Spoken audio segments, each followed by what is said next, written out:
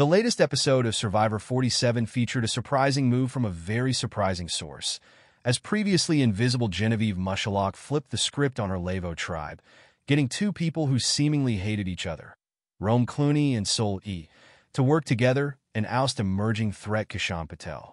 The move was aided when Kishan's ally Teeny Chirichillo lost her vote on a journey during which three players, Teeny, Caroline Vidmer, and Andy Rueda, were sent to an island and forced to make a diabolical decision. If one of them would volunteer to lose their vote at the next tribal council they attended, all three of them could share in an advantage. But if no one volunteered, then there would be no advantage given and all three players would lose their next tribal council vote. In effect, it was one big game of chicken. Who would blink first and agree to forego their vote so that the others did not have to, and they could all receive the mystery advantage. In the end, Teeny blinked. This was somewhat surprising, because Teeny had to go to tribal council that night, and was the only one of the three guaranteed to go to a pre-merge tribal. So why did she cave? For me, the more interesting question is, why did anyone even want the shared advantage to begin with? Did they not remember what happened on Survivor 45? For those who don't, Austin Lee Kuhn, Jay Maya, and Kelly Nalbandian went on a journey and had to decide on either a plate of food or three amulets, which had to be played together and would give them, as a group, one extra vote. If there were only two amulets still in the game, it would become a steal a vote. If there was only one person with an amulet left, it became a full idol. There's a reason I immediately dubbed this the worst advantage ever, because all holding it did was incentivize people to get rid of you. As Austin pointed out, this is not a symbol of an alliance. This is absolutely a symbol of war. And so Austin went to war, getting rid of Jay Maya and Kelly to give himself a full idol. Why anyone would want to go into a merge with people who now would be rewarded with more power for voting you out is beyond me. But apparently, that is exactly what Teeny, Caroline, and Andy wanted.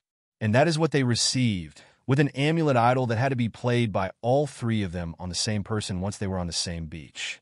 But if there were only two of them left, then only two people had to agree. And if only one of them was left, the idol was all theirs. Again, incentive to get rid of the others. That's definitely not something I would want hanging around my neck at the merge. But was there a way to make sure nobody volunteered to lose their vote, thereby activating what essentially could be seen as a disadvantage? The printed out rules were a bit murky on the subject. The first part of the rule stated that if one of you agrees to lose your vote at your next tribal council, then all three of you can share an advantage. That makes it seem as if all it took to activate the advantage was a volunteer. But then came the next line of the rules. But if you cannot all agree on one player to lose their vote, then all three of you will lose their vote.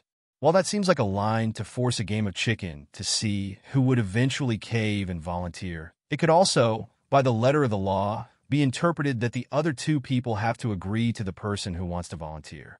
For example, when Teeny finally volunteered to lose her vote, could Caroline have said, "I don't agree to that," and shut down the amulet idol right then and there? Because that is what I would have done. So I went to host and showrunner Jeff Probst for answers. Dalton, this is further evidence you would have been a good player. Probst response. Your observation is correct. One player could kill this advantage and nobody could stop them. First off, that would have made for such good television, and I am now retroactively mad at Caroline and Andy for not doing this once Teeny volunteered. But let's get back to Probst clarifying the rules question. The spirit behind this amulet advantage was that in order to share it, you must all agree that you want to share it. So if one player did not want this in the game, then they could simply say, "I do not agree on who should lose their vote. And I never will." That's it. It's dead. Again, Caroline and Andy. So upset at you right now. Of course, as the host Master General also points out, there are potential social downsides to such a play. The obvious risk with a move like that is that you are impacting two other players who may seek to retaliate. But in the right situation, that could be a very big move. While it wasn't this week, it could be a little bit of info for future Survivor players to file away for when the time and amulet comes again.